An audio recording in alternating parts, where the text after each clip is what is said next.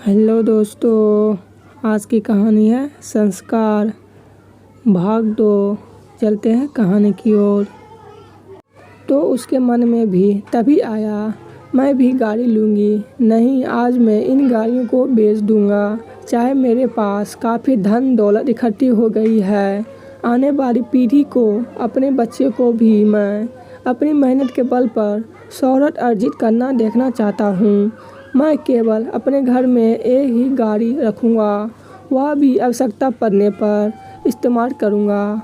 आज से मैं एक साइकिल लूँगा। इतने बड़े व्यापारी को जब लोग साइकिल चलाते देखेंगे तो सैकड़ों लोग मन में कटाक्ष करेंगे, मगर नहीं, मुझे अपने आने वाली पीढ़ी को अपने संस्कार के मूल्य आदर्श को सिखाना है कि मेहनत के दम पर सफलता अर्जित करने में जो मज़ा होता है वह बैठ बैठ कर यूं ही किसी की दौलत पर अधिकार जमाने से खुशी हासिल नहीं होती।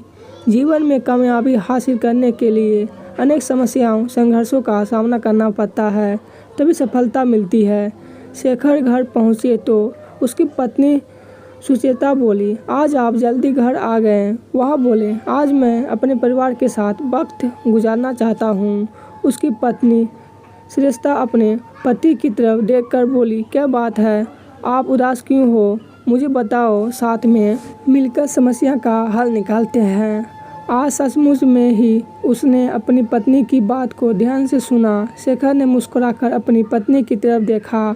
उसकी पत्नी भी हैरान होकर अपने पति की ओर देख रही थी। मान्या भी स्कूल से आ गई थी। वह सुबह से अपने पापा से नाराज़ थी। वह कुछ नहीं बोली, चुपचाप कमरे में चली गई। उसके पापा ने मान्या के कमरे में जाकर कहा, बेटा क्यों, थोड़ी देर में तुम्हारे पास बैठ सकता हूँ।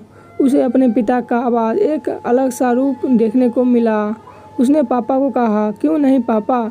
उसका गुस्सा तो मानो ना जाने कहाँ फुर से उड़ गया। वह भी मुस्कुराकर अपने पापा के साथ बातें कर रही थी। उसके पापा बोले, सुबह जल्दी उठा करो। वह बोली, पापा मैं रात को 3 बजे सोती हूँ, इसलिए मैं सुबह जल्दी नहीं उठ सकती। उसके पापा बोले, बेटी तुम अपने उठने और सोने के समय में बदलाव लाओ। सुबह जब तुम जल्दी उठोगी तब तुम्हें पता चलेगा। सुबह सुबह जब तुम सैर करने चलोगी, मैं और तुम्हारी मम्मी भी सैर करने जाया करेंगे। आकर तुम अपनी मम्मी के साथ चाय बनाने में मदद करोगी।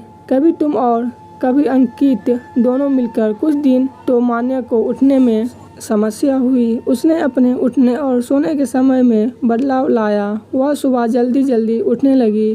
जिस बात को याद करने में इतना समय लगता था, उसको याद करने में कम समय लगने लगा। रात को जल्दी सोने लगी।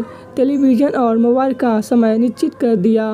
पढ़ने के समय मोबाइल पर बात नहीं करती थी और ना कोई और बात। धीरे धीरे सब कुछ ठीक होने लगा। एक दिन सभी परिवार वालों को शेखर ने चौंका दिया। जिस दिन वह एक साइकिल लेकर घर आ गया। वह बोले, मैं साइकिल में बैठकर ऑफिस जाया करूँगा। इससे व्यायाम भी होगा और पेट्रोल की बचत भी होगी। शेखर के दोस्त घर पर आए, बोले, शर्मा जी, क्या आपको व्यापार में घाटा हो गया है? क्या आपका शेयर मार्केटिंग में सब कुछ समाप्त हो गया?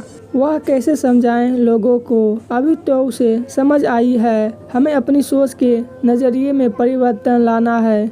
गाड़ी से भी अपने ऑफिस या घर की पहुंचना है। पहुंचेंगे तो हम साइकिल से भी पैसे की बचत भी होगी और पेट्रोल की बचत होगी। जब हमारे देश के लोगों में जब यहाँ समझ आ जाएगी, ना तो प्रदूषण की समस्या होगी और हमारे आसपास का वातावरण भी खुशनुमा होगा। हमारी सेहत में भी सुधार होगा। ना कोई उच्च रक्तचाप का शिकार होगा, ना कोई हार्ट अटैक का खतरा जैसी बीमारियां हमारे आने वाली पीढ़ियों को हमें ही यह समझना होगा। कुछ एक दोस्तों ने तो शेखर की आदत को अच्छा माना। उसकी पत्नी श्रेष्ठा ने भी पैदल जाना स्वीकार कर लिया। शेखर ने अपने ऑफिस में कहा कि मैंने अपने ऑफिस में कुछ बदलाव लाने की सोची है।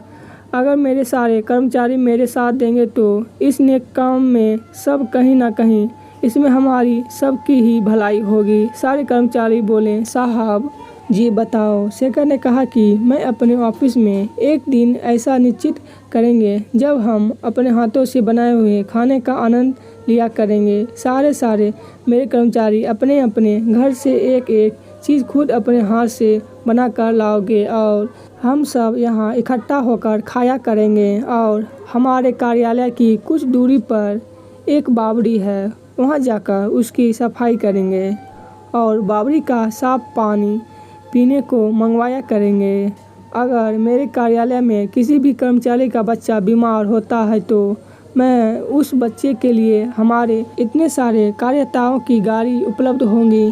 उसकी सहायता करने के लिए मेरे ऑफिस में इतनी औरतें काम करती है जिसके बच्चे स्कूल जाते हैं। जब किसी बच्चे को जल्दी पहुंचना है तो सारे बच्चे इकट्ठे होकर एक एक कार्यकर्ताओं की गाड़ी का इस्तेमाल करेंगे। सबको शेखर की राय बहुत ही अच्छी लगी। कुछ ही दिनों में उसने इतनी सफलता अर्जित की, उसके कार्यालय के कर्मचारी उससे इतने खुश हो गए।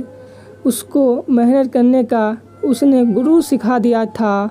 मान्य का परीक्षा परिणाम आया तो उसने अपनी कक्षा में भी नहीं सारे जिले में प्रथम स्थान प्राप्त किया। उसके पापा बोले, बेटी मुझे तुम पर गर्व है। तुमने दिखा दिया कि हम अभी भी हमें अपने संस्कार नहीं भूले हैं। हमने अपने बुजुर्गों की सीख को मिटने नहीं दिया है। आज सचमुच में ही मैं गर्व से कहता हूँ कि तुम मेरी होनहार बेटी हो। मैं तुम्हें गाड़ी लेकर दूंगा, वह भी तुम्हारी पसंद से। मान्या बोली, पापा मेरी सिलेक्शन एक अच्छे से कॉलेज में हो गई है, मुझे गाड़ी नहीं चाहिए। आज मुझे पता चल गया है कि मेहनत से बढ़कर ज़िंदगी में कोई भी चीज़ नहीं है। मेहनत के बल पर सफलता अर्जित की जा सकती है। आगे चलकर वह एक IAS ऑफिसर बनी। आज की ये संस्कार कहानी यहीं पर ख़त्म होती है। धन्यवाद।